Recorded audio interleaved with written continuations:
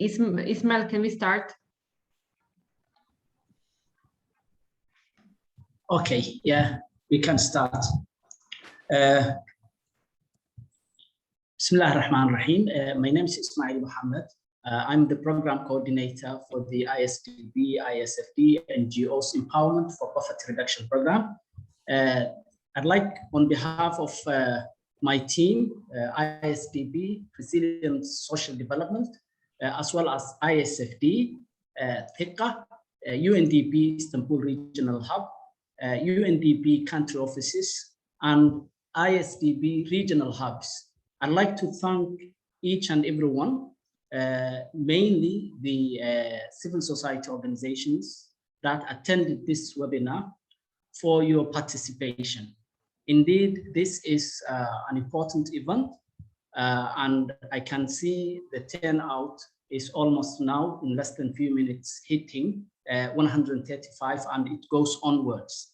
So we would like to thank you for attending this webinar. The objective of the webinar, as you can see the title, is a question and answer session where we will walk you through a brief introduction of the program and what it is about, the scope of the program, so forth, so on. And then a brief introduction about the grant, and then a brief introduction about how you can actually apply the grant. And this will be mainly delivered by Iyas Grezi, the program officer for ISDB, ISFD, NGOs Empowerment for Poverty Reduction Program, and Ismail Mohammed, me, the program coordinator, and then Hajdana, our colleague from UNDP. Prior going actually and walking you through the presentation, I'd like to call my colleague, who is the lead for the civil society organization section in the RSD, to give a brief remark and thank you on your attendance in this important occasion. Brother Ahmed, if you are available, you can just give a brief remark, please. Okay, thank you very much, Brother Ismail. I was not actually supposed to take the floor, but to attend actually with all the colleagues over here. I just would like to thank you, the team, UNDP, basically with the warmest regard, our team from the Islamic Development Bank and our basically my Solidarity Fund for this important actually step towards basically the success of this program, the NGO Empowerment for Poverty Reduction Program.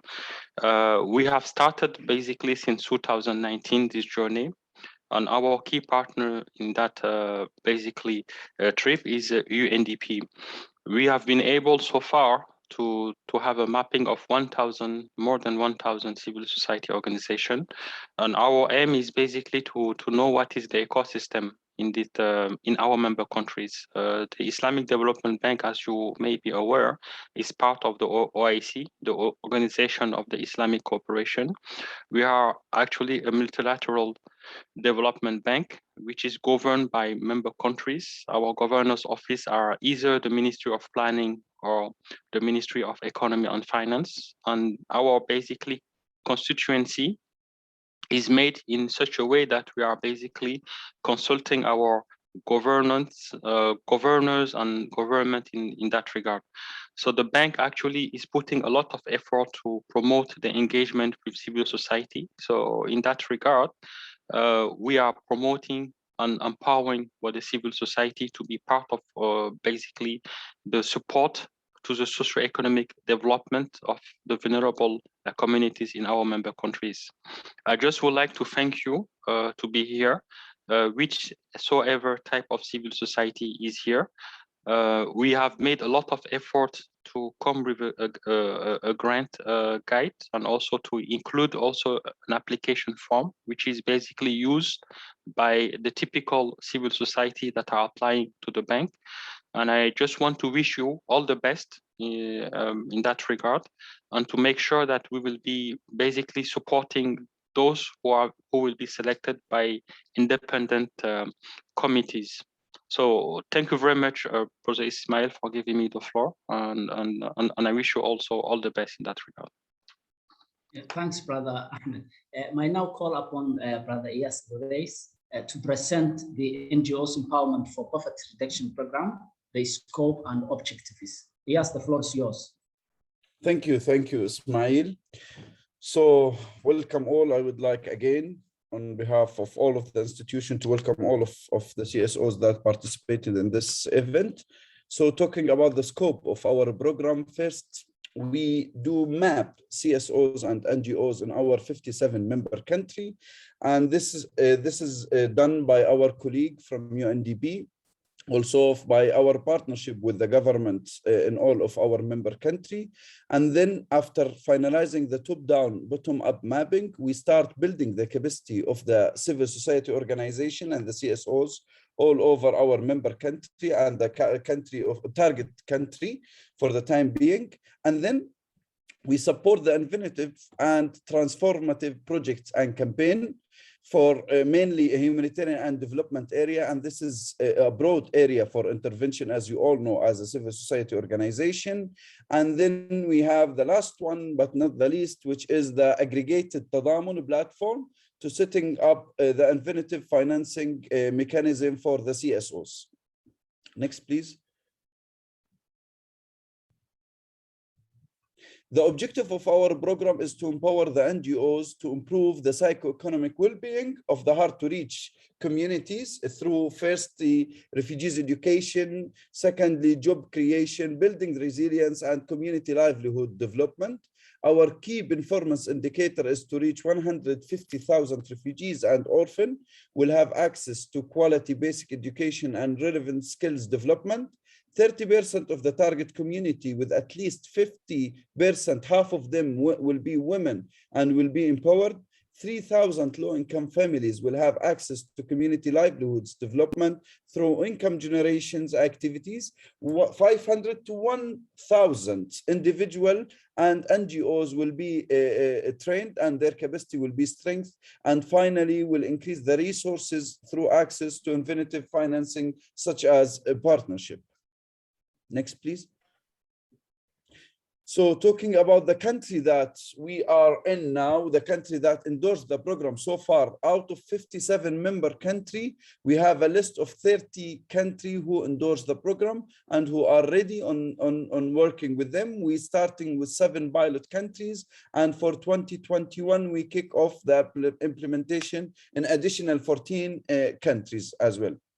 So every year, basically, we focus on 7 countries. So I will refer to my colleague, Ben, to talk more about how do we do mapping and how do we do the verification steps in our program. Ben, the floor is yours. Okay, thank you very much, Iyas, and welcome to everybody who is here. So my colleague Iyas already talked about mapping a little bit, but what we basically do is we go into every country and we want to find you guys, the best CSOs, and find ways to support your programs and your activities. So I'll just briefly go through the mapping and then I'll pass on the microphone. So basically what we do is we do a study of national ecosystems. So we want to find all those organizations that maybe have worked with UNDP or ISDB or similar organizations in the past. And we add this to our database and we send out invites to all these kinds of events.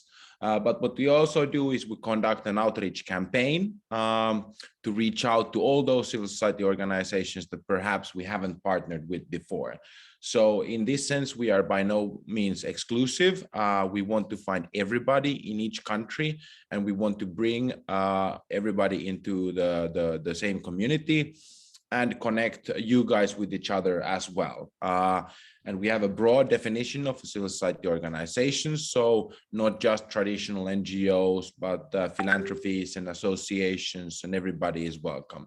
The only thing you need is to be officially registered as a civil society organization with the respective authorities in your country. The last step of our mapping process is what we do is CSO verification. So After every civil society organization has signed up to our platform, we conduct a verification process where we as UNDP, the government, as well as ISDB verifies your organization. And this we do because we want to recommend your organization. So one of the key goals of the program is also that we can, in the future, if we find funders, if we find large partners, we want to promote your organizations to them. And we want to make sure that every organization that is on our platform is somebody that we can be proud of and we can recommend to future partners. I can ask any questions in the Q&A box if you have more questions regarding the mapping. But I think I'll stop here and pass on the microphone, I think, back to Eyas, or is it Haidana? Oh, Ismail. Yeah, thanks, Ben. I think, can you hear me? Yes, we hear you well. Okay, great. Wonderful. So now it's my part to present, and I think this is the key item in this webinar. So before, let me take my glasses off so I can see. So before I present this, I would like to actually remind everyone, particularly the civil society organizations applying this grant, that this grant is a competitive grant. It's a grant that we have measures in place. It's a grant that has a robust eligibility criteria. It's a grant that has mechanisms to actually assess your applications and then see how well that align with our thematic areas. So in order to actually manage your expectation, because I know everyone's expectation is high, the reason being is just something normal. We are human beings. When we see an opportunity like this, our expectations normally are not in line with the reality and facts on the ground. So this is just a reality check. It's a competitive grant. And the reason why I'm saying this is for you actually to be serious, to actually have a focus on your applications, seek assistance whenever you want, and then, you know, come up with something that's really sitting well and align well with the thematic areas. So then now I will walk you through what we are looking for from the civil society organizations. In fact, we are looking for an innovative project proposals. Yeah, I'm in the first slide, Hajdana. Sorry that I did not communicate with you. Yeah.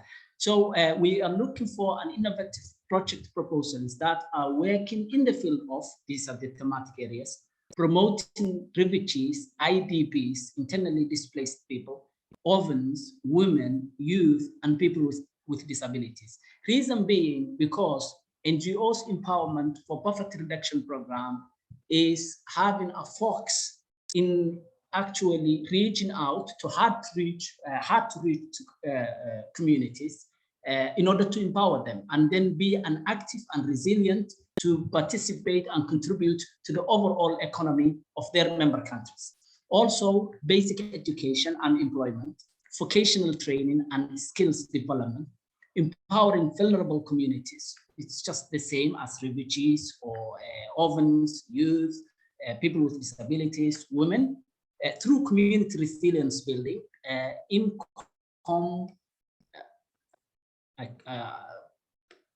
apparently there's 6 participants raising their hands, so they block my visibility on the, yeah, okay, great. Yeah, so empowering vulnerable communities through community resilience building, income generator activities, as well as social exclusion, poverty alleviation, and education resilience. So these are the areas that we are looking for to link with your applications and projects. And I hope you as an organization have been working in this area and you have a good track record of delivering such thematic areas in your member countries. Next slide, please.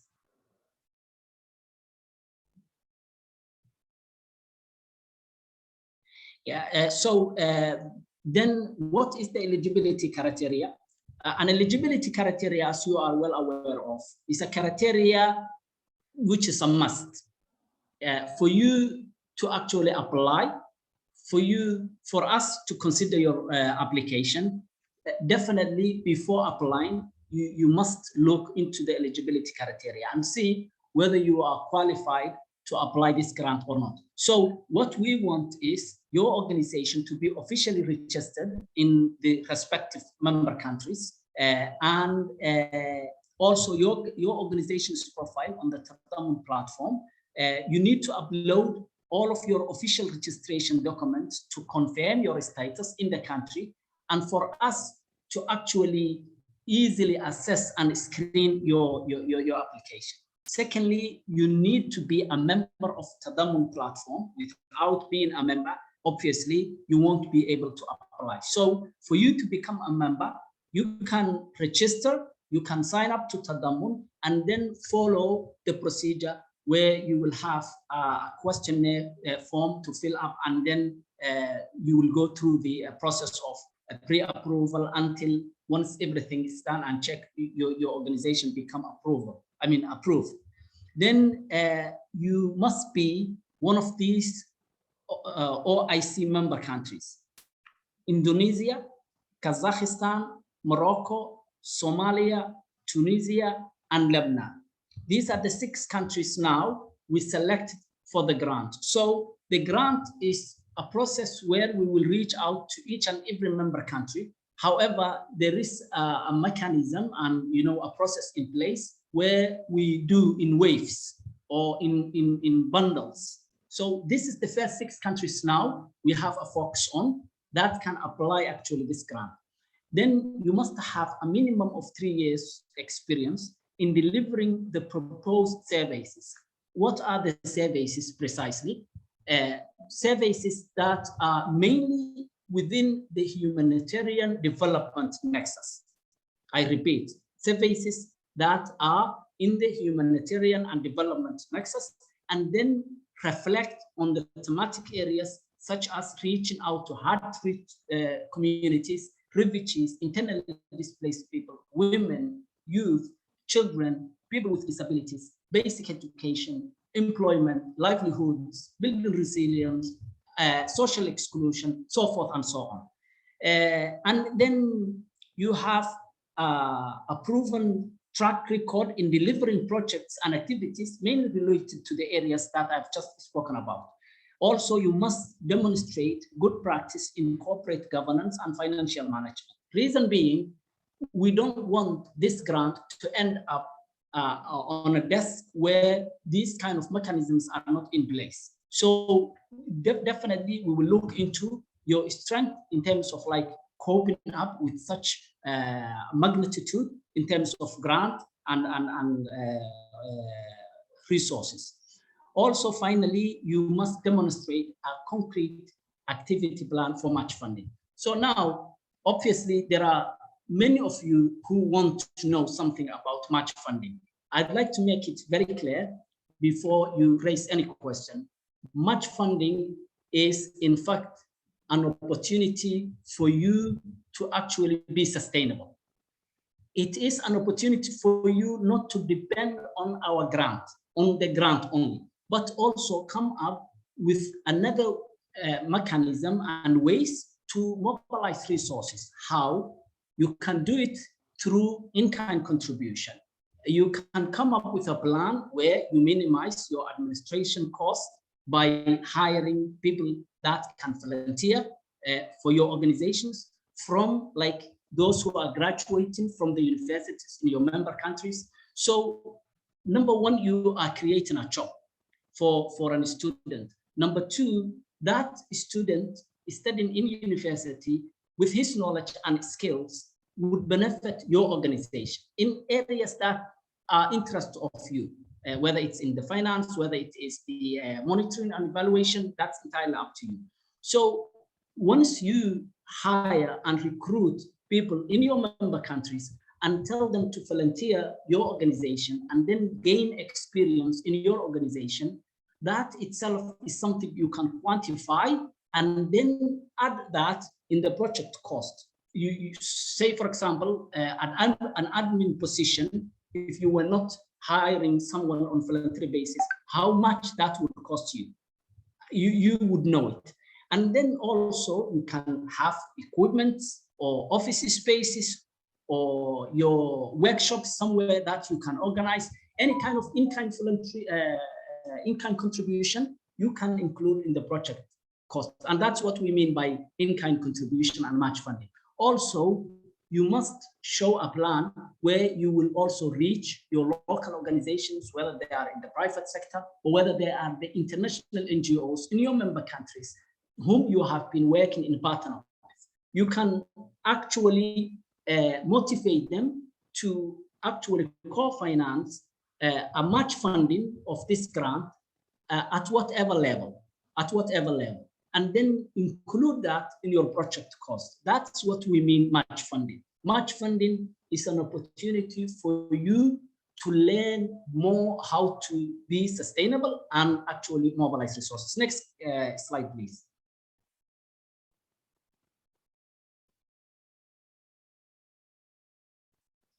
So this is the final slide where it is the process of your application.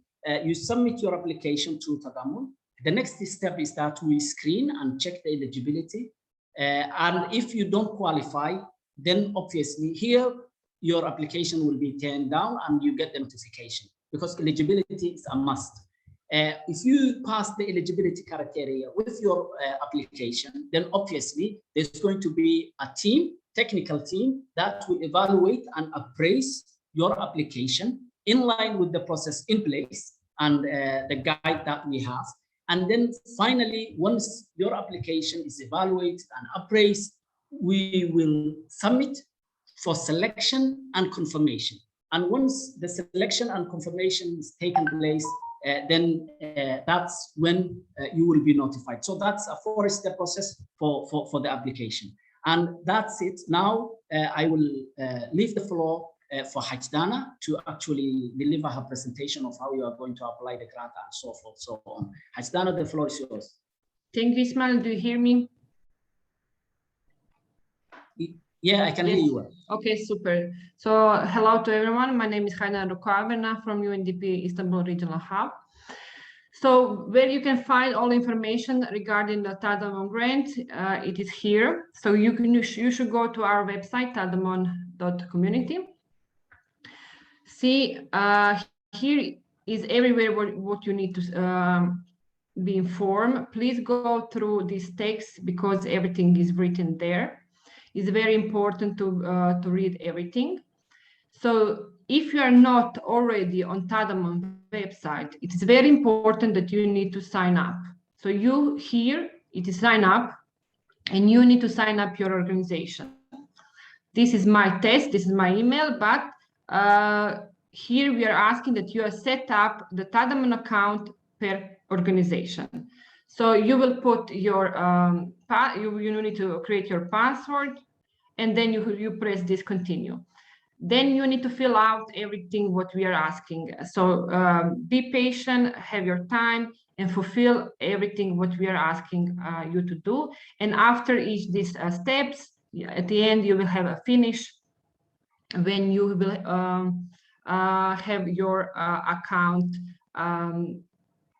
created.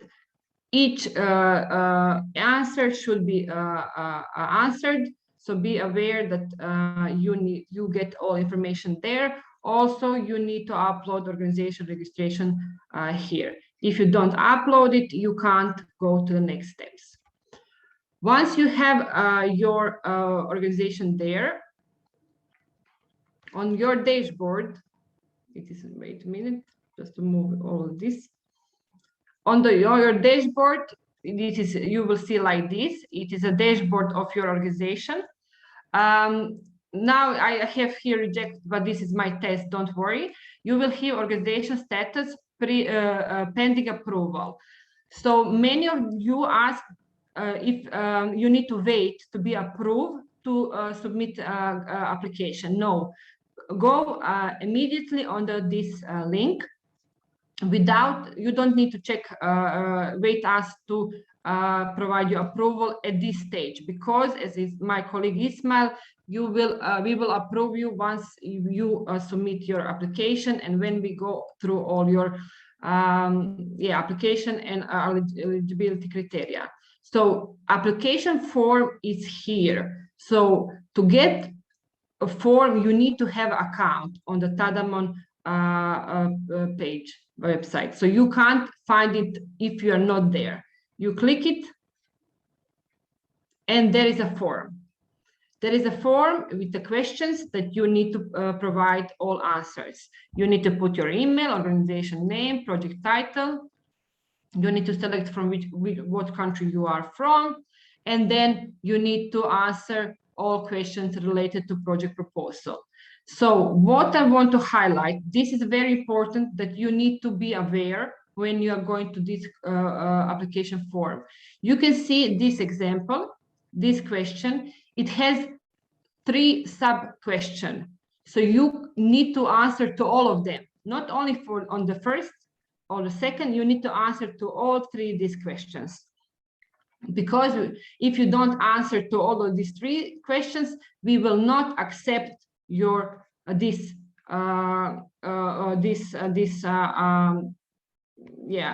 all your answers. So you need to answer to everything what we are asking. So take your time, go through everything. We put also tables for the budget. Also, you need to upload it, add your file. And once again, at the end, you need to upload your registration document. And then you need to check this declaration and submit. Once you submit, we will come back to you that we receive your application form.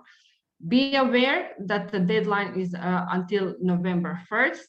You have still time to go through application form and have your time to answer all these questions. And this is from me now.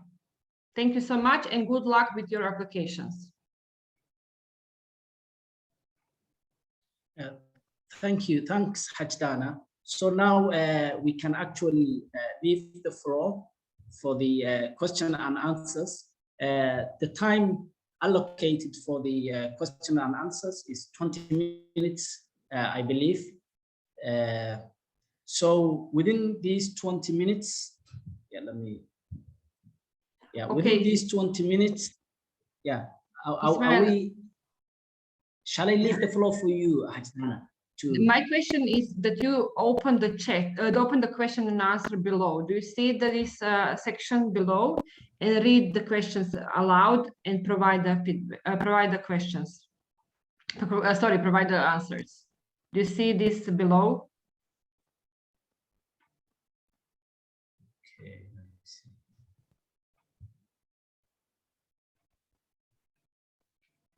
Yes, maybe you can also jump in if you can see the inside the question and answer. We have questions.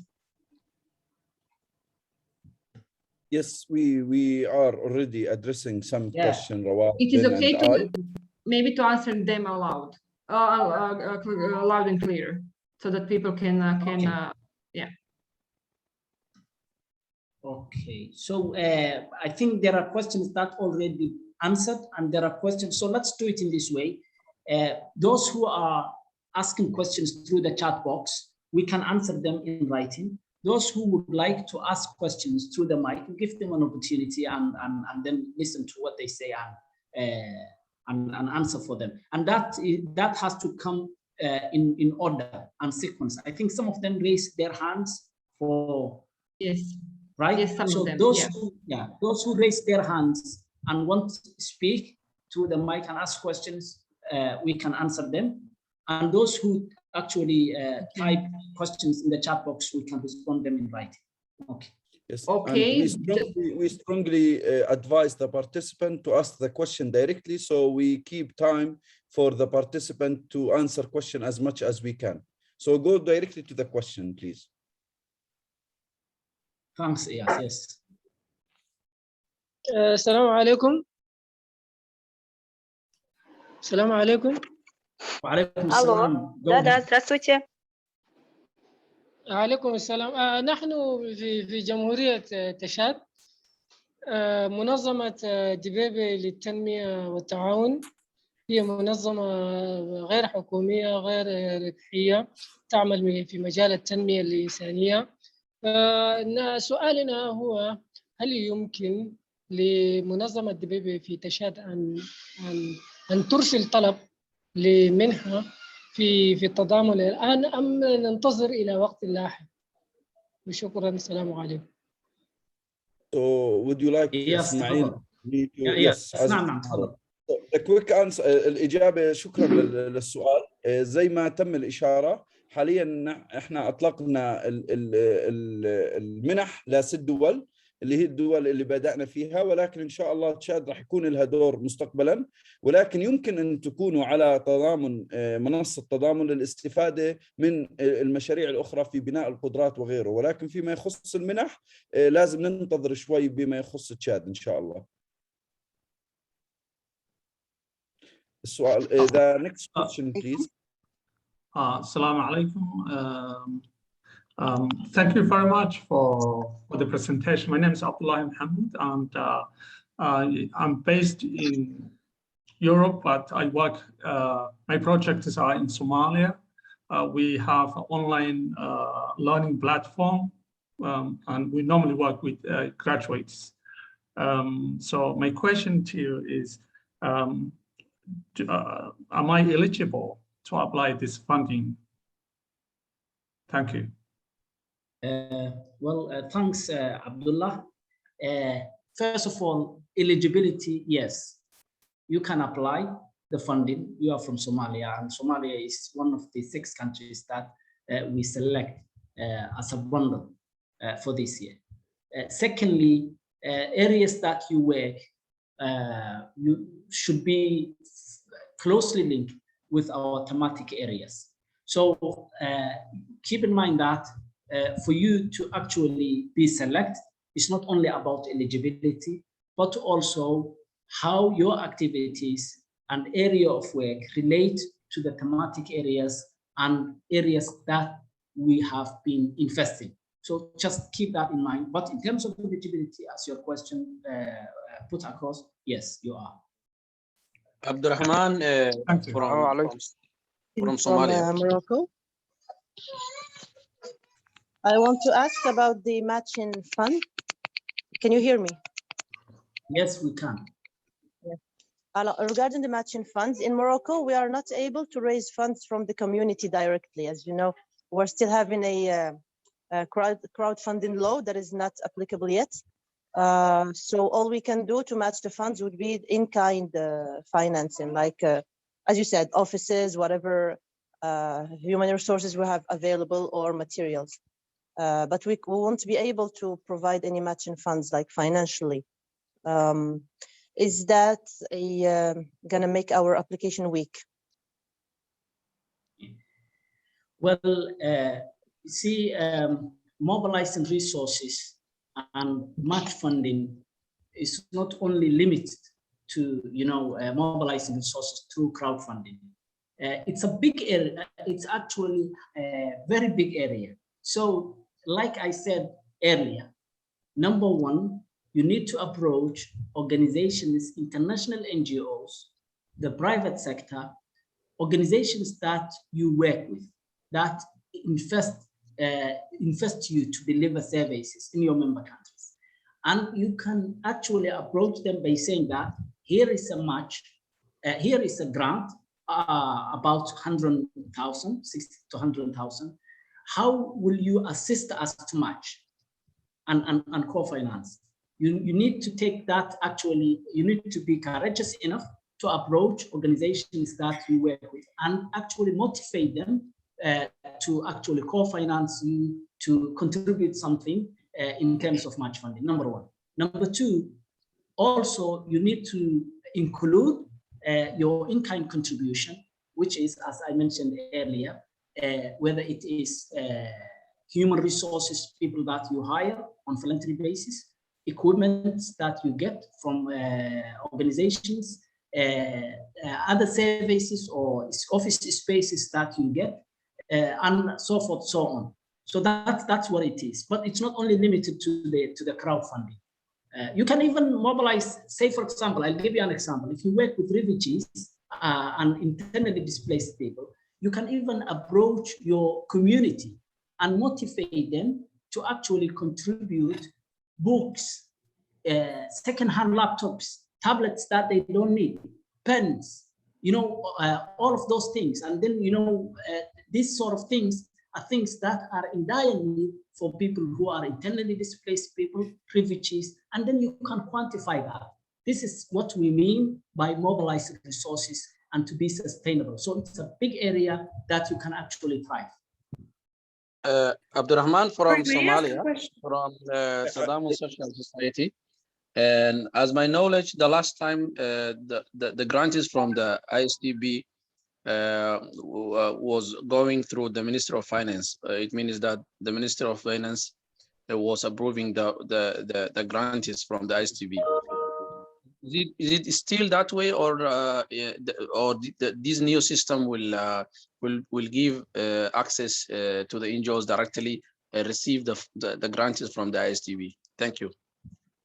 And Brother Ahmed can actually answer that question since he has. Okay.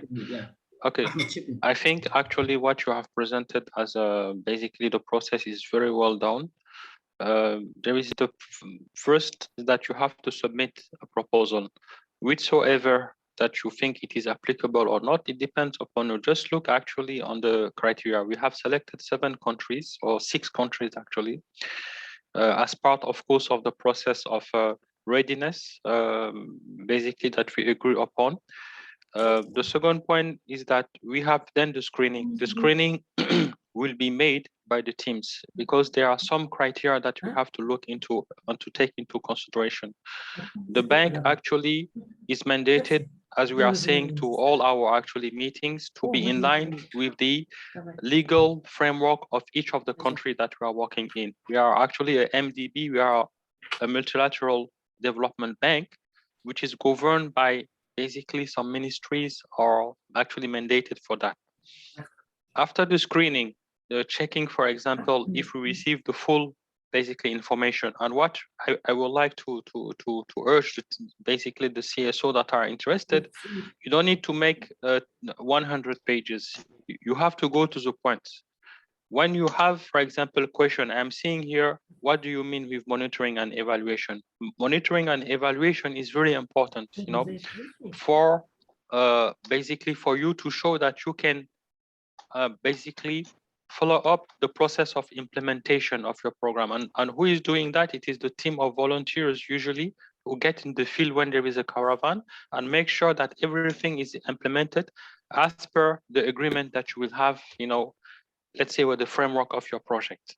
Evaluation is, does it have an impact, for example, or not actually on let's say on the communities, and this you need to put that into place. Who are the teams? And usually you have teams of people who are in charge of this project management. So this is, for example, at our level, the monitoring of evaluation are done by Brother Ismail and Brother Eyas, and also the team of UNDP that you see currently. They are the ones who are making all this process of monitoring and evaluation. After the screening, you have then the process of selecting what will be according a pre-selection, what will be those basically application that fit within the framework of this basically table that we sent to you in the guidelines. You will notice that there is, for each of the criteria of selection, there are some numbers that we put, some scores. And depending on the scores that you will receive based on that, then you will be, let's say, eligible for the next process. The next process, as we are dealing basically with the grant, we need to make sure that you are in line with the compliance, because we need to check again, and to get our internal compliance. We have an internal compliance actually unit, and they are checking who are the head of your institution. If your institution, for example, is put in the blacklist, let's say, in terms of terrorism, in terms of money laundering, all these things, we have to be checking that throughout the process, and we need to get that clearance because we are using some grants some funding from the bank. The other step as well is to, when we have, let's say, the final, those which will be selected, pre-selected, and that's why we don't put it at the beginning. At the beginning, we're only looking for the registration letter, which inform us that you are legally recognized actually in your country as a civil society organization, and we are not working with informal because we cannot. So at that step, which is let's say close to the final step, we will reach out to the government and inform them this is those we found actually that have been selected by independent committees, internal and external members who will be making the selection. Then we will inform them about the process, and all will be actually reported because we are having some reporting at the screening level, at the selection, pre-selection, and then we have at the, let's say, evaluation time. And then when everything is fine with the government, we will make recommendation here and to our management to basically to approve those grants for those which will be selected. And what we put in the application form, we said that each country will have, let's say, like an amount coming from 150 to 200. It's not, of course, that it will be 200. It will be between 150 to 200, and any organization cannot have more than 100,000.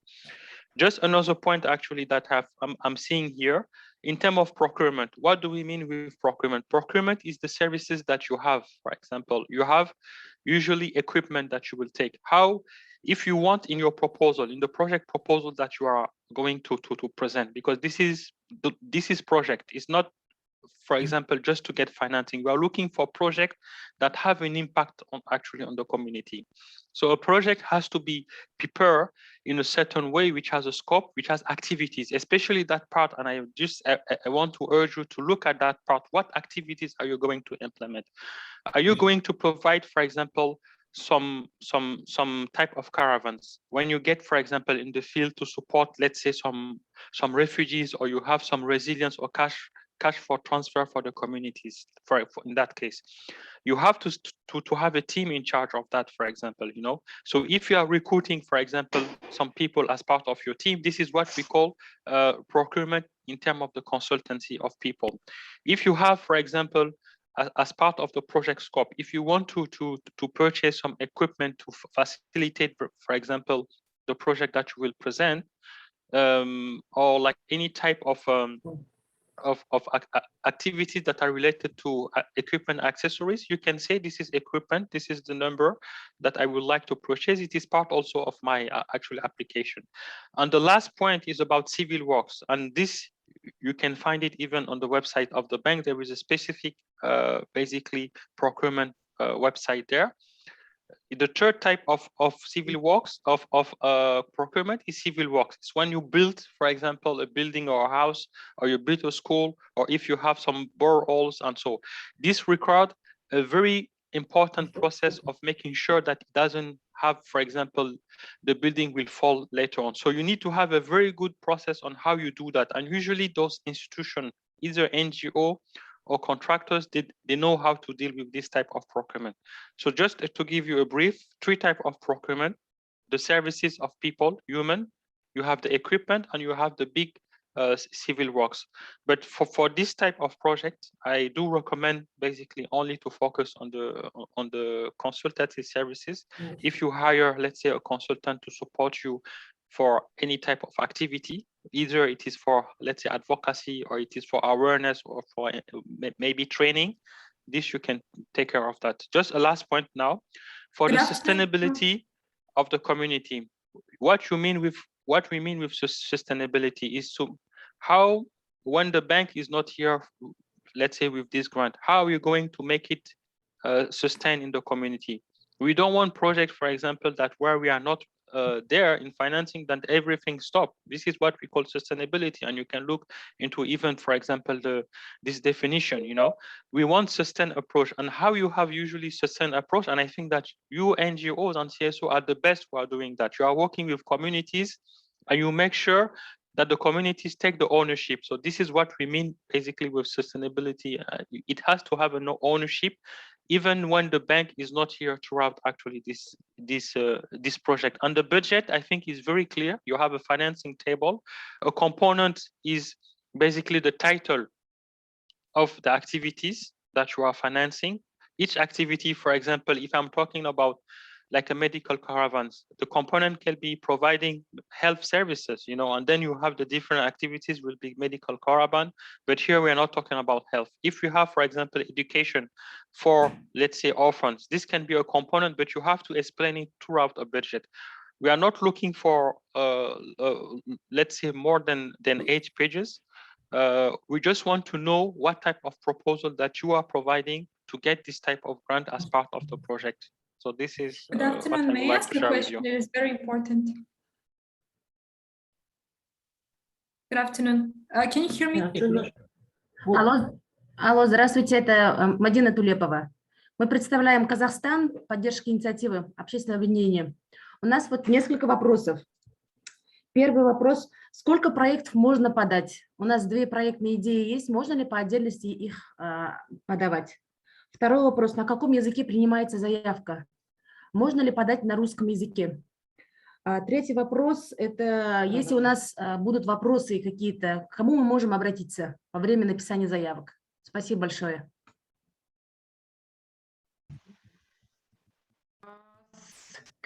Sorry, can you maybe ask a question on English, or maybe? I want to ask a question. If I can ask in English. Can you maybe ask a question? Okay. Please. Ajana, can you allow me ask in to English? ask a question? I've been waiting. My name is Madina. I am from Kazakhstan. Medina, just And, one point. Public association. This is a 1 point for all of the participants, because we are hearing 4 people asking together. So Ismail or I, as a coordinator for this event, we will pick up from people who are raising their hand. So if you would like anyone to raise, to ask question, just raise your hand and we will pick up, because we need to select the translation channel in order to understand your question if it's not in English, so we can address this question. We will address question by question. So I think now it's you, Medina, and then we will hear from Aisha, inshallah. Okay. As I told you, my name is Madina. I am from Kazakhstan.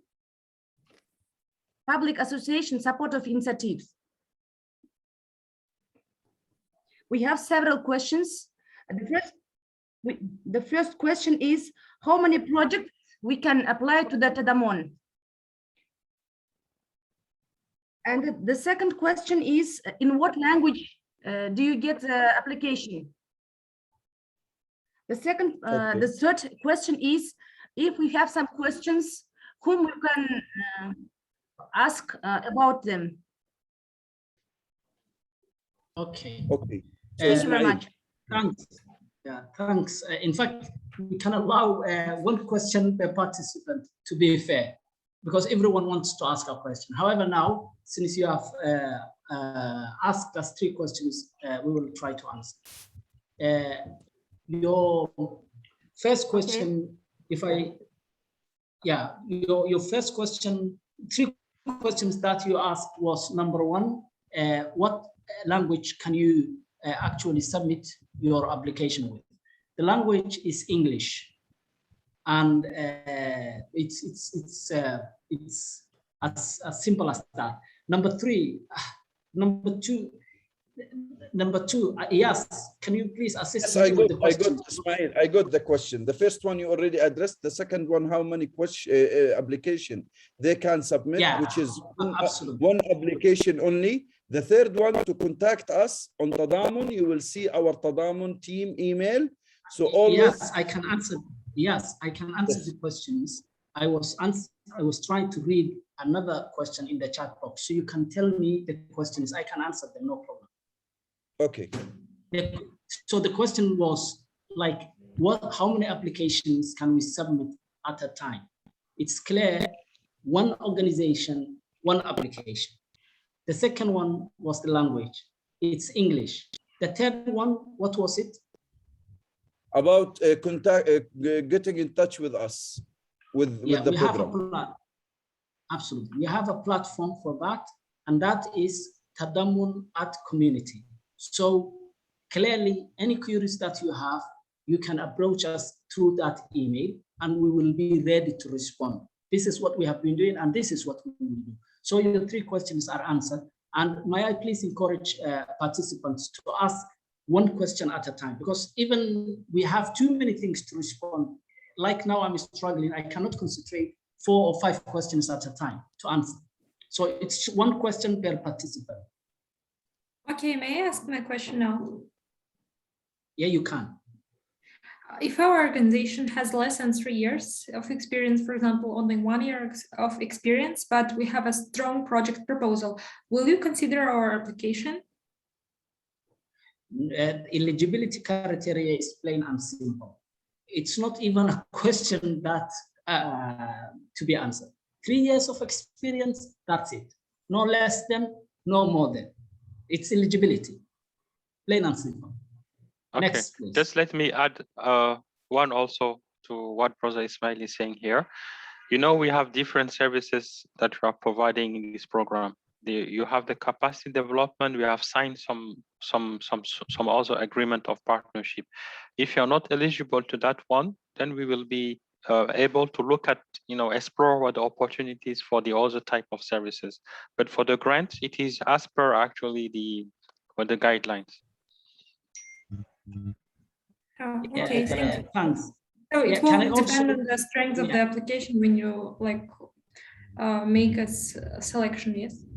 Okay, what I propose to you, if you know another organization that are more than 3 years, you can make a consortium. This is what we are looking, you have to be very innovative, as a CSO, this is where you are different from let's say, international organization, because our system is very tough, because we want to make sure that we don't put ourselves in difficult situation, because we are reporting to different ministries, and because of the situation of civil society now in certain countries, and because of the fact that we have to put safeguards, we have to put in place a system to support you. We are here for that in that regard.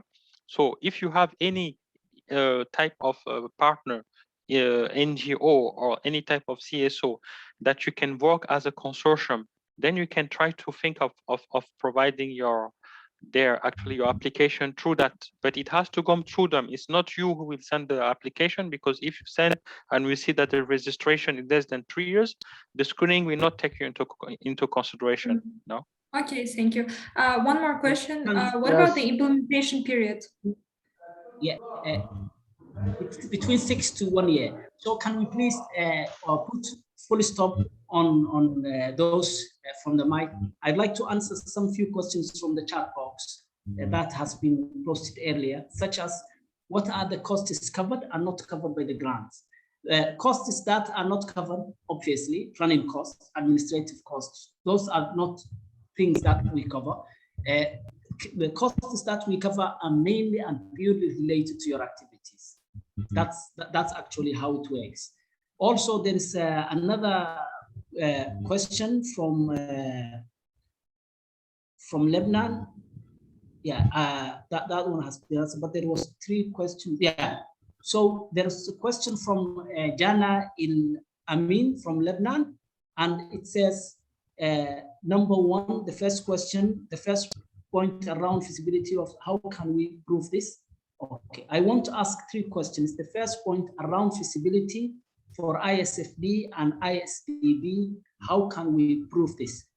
I don't think we asked any feasibility. It's a grant and there's a guideline. The guide says this is the set of criteria and eligibility, and then there's a process to actually evaluate and appraise your application. It covers different areas. There was no at a point where we mentioned feasibility, so I don't know where that question came from. And it's not something related to the guide and grant. Second, what do you exactly mean by how the planned activities will improve services? That's really very simple.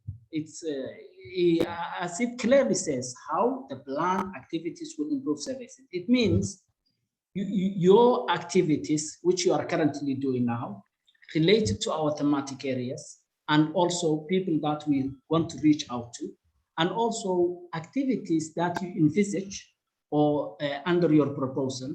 Just explain how you will actually meet the target objectives, those goals, under what mechanisms you would follow, so forth, so on. So that's something you need to actually clearly explain. If you say, this is one activity for refugees, for IDPs, this is how I'm going to do it.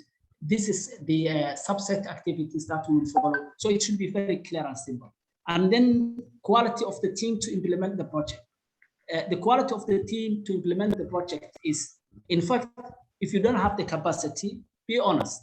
If you don't have people that can actually live up to this challenge and carry out these tasks, be honest, we will channel your organization to areas of capacity building strengthening that we have in place, such as HLA, such as CFA. So if you have people who have the means to deliver, well and good. Otherwise, just be honest, because this is actually to help you, not in fact to put you and throw you on a challenge. And then let me see if there are any other questions. Do we have time to update the information we already submitted when we created our account before we receive approval? Once you submit your application and you are done, that's it. You submit your application. So there's no way you can go back and say, okay, can I actually edit or modify? You have a time that you are given before you submit. Go through it, read it, consult with your friends or organizations that can help you in the proposal writing and all that. But once you submit, you submit. What types of expenses are allowed? I already explained that in the first question. I saw in the previous question an answer about the Tadamon team in each country will do the track record verification. I would like to know on the how and how long does it take for the verification process. The CFA and the grant are totally different. The grant, it takes a bit of time, but we will make sure and ensure that it doesn't take long. But because of the process it goes on and the mechanisms that are in place, such as the compliance, approval from the government focal point, that's the way we work. That's how ISDB works. So the process that we take is a bit different from the CFA, and it may take a bit longer. Our public foundations decided to protecting the rights of patients with HIV infection and tuberculosis. Well, if people with HIV infections, people with tuberculosis, are vulnerable people that we actually want to reach out to, people who are actually stigmatized. So if you do and help people in that area, good for you and good for us, you can apply. I think that's it. I will leave the rest for the team to respond to the chat box. So anyone that wants to ask a question, we have about, we are over time now, so we just give about 3 minutes, not more than 3 minutes. So anyone that would like to ask a question can continue.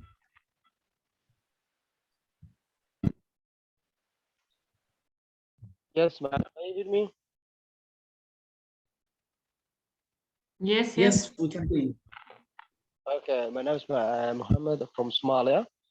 So I appreciate you for your presentation. I have a question about Tadamon Grant. So I'm trying to make account of Tadamon and still my account spending. So can I apply under the during the burden the grant is all I waiting approval? So that's my first question. My second question is, how is the minimum grant that I apply? That's my Brother last Muhammad, question. Brother Muhammad, sorry to interrupt you. I did mention clearly earlier that we can only take one question at a time because we are now we run over the time. Okay, thank you. So just okay.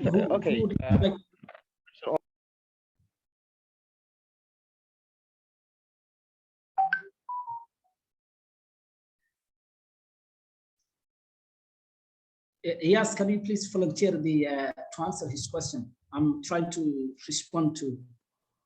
Yeah, I got what I got from Muhammad, because the voice was not very clear, that he's still pending his status on regarding to the mapping, still pending. So can he submit a proposal while he's still pending status? He has still pending status. This is the only question I got from him.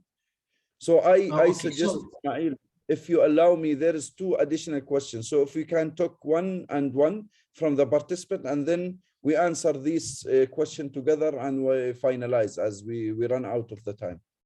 Absolutely, absolutely. We are taking the last 2 questions. So let's answer the question of Brother Muhammad, which is his application in the pre-approval. Yes. Right? Well, yes. If an application is at the pre-approval stage, that means your application is pending for a background check. And you basically, you're not yet approved. So obviously, we expedite the process of pre-approval, and way before the deadline, anyone that actually signs up to Tadamon, once we approve, you will get the answer and then you can apply. In the meantime, you can still work on your application. Is that? Yes, the question was, can he, the question was, can he upload his proposal or submit his proposal while he is pre-approved? Yes, the answer is yes. So I think yes. No waiting approval, please. Yes. Yeah. One lady, her name. Yes, one lady, her name in Russian. So you can go, and also DB after that. So Rosalia can provide answer. Yes, Rosalia. Да. Здравствуйте. Спасибо большое за предоставленное слово. Хотела бы вопрос такой задать, да, то, что, в принципе, наша организация полностью соответствует критериям подачи заявки. Но у нас есть один минус, то, что мы работаем 2,5 года. Вот здесь я только что услышала, что нам сказали, что 3 года, ни больше, ни меньше. Это все-таки помешает, да, нам участвовать в гранте?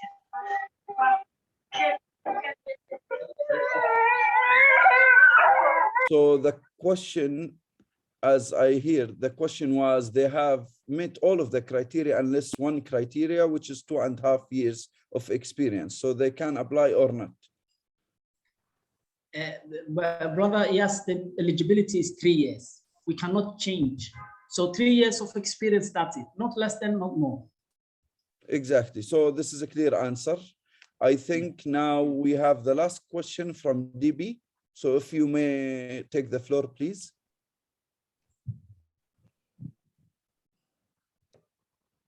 تحية طيبة. سعد ديبي، جمعية الخير النسوية بالصويرة المغرب.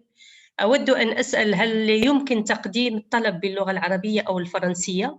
وآخر أجل لتقديم الطلبات.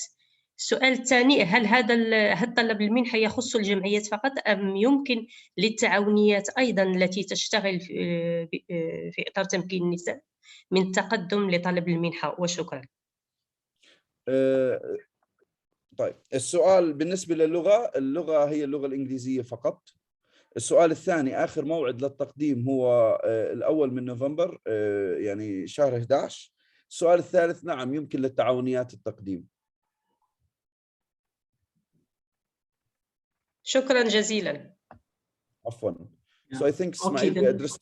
Sorry, I take the chance because of the time limit, and I answered the question in Arabic quickly. I appreciate. So now, yes, that's it. I believe we can proceed because we have tried all our best efforts to answer all the questions. Any other questions that you might have or any queries, the platform is open for you. You have Tadamon email where you can address and ask us any questions, and inshallah, by the grace of Allah, we will be able to respond. So on that note, I will leave the floor for Brother Ahmed Beth to actually have the closing remarks. Over to you, Brother. Thank you very much for the team to arrange this meeting. with the civil society organization. I think I just want to wish you all the best, actually, for that competitive call. From our side, we are pushing the most as we can this type of activities. And what we will basically require from you is to make sure that all the criteria that we have put into those guidelines are actually filled. Put as much as information, but don't make it, just actually not clear. It has to be very clear. What is the objective of your proposal for the community? What do you want to achieve, and how do you do that actually? So if you look at it, it is only responding to two questions. What do you want to do for the community that you are serving, and how are you going basically to support it in terms of basically resources, and what is basically that you need from the bank actually to support you with. I just want to also highlight that we have other services. It's not the only thing that we are doing. We have capacity development. I think the CFA is one of basically the main element that we are providing as part of this program. Of course, in collaboration with our colleagues from different institutions. We have basically with the capacity development that will be launched with the Kaya portal as well, to enable those CSO, for example, that do not have the capacity and know how to prepare, for example, a project proposal, to be able to be part of it. Because this is important. This type actually of call for proposal will increase your capacity and know what is requested from international institutions. The type of standards that we are putting for us to be able to put you as basically into the framework of our support, because those type of institutions have actually some financing, but how you can get to that financing is to make sure that you abide by their basically internal actually regulation. I just want to wish you all the best. This is what I would like to share with you. And I think that the team has been doing a lot of efforts basically to provide you with all this information. So I will just ask you to get into this application and try to fill it, because you already know, for example, how to fill this type of information that are basically part of it. And those which have most of the experience and can show that they can impact the change in their communities with a good proposal will be selected at the end actually of this basically process. So thank you very much, Ismail, Ayaz, and also the team of UNDP for actually organizing this Q&A session. Over to you. Thank you, Brother Ahmed. And then now we can, on that note, close the session. Thanks, all of you. See you next time. Have a good day. Hajdana and Stivla Baiva. Stivla is one of the energetic member from our team that has really put a great deal of effort today. So on behalf of the team, clap for you as well. Thank you so much, and good luck with the application. And please send us questions on our official email. You can find it on our website. But you will receive recording by email, and we will be in touch. Good luck to everyone. Bye. Bye-bye. Bye-bye. Bye.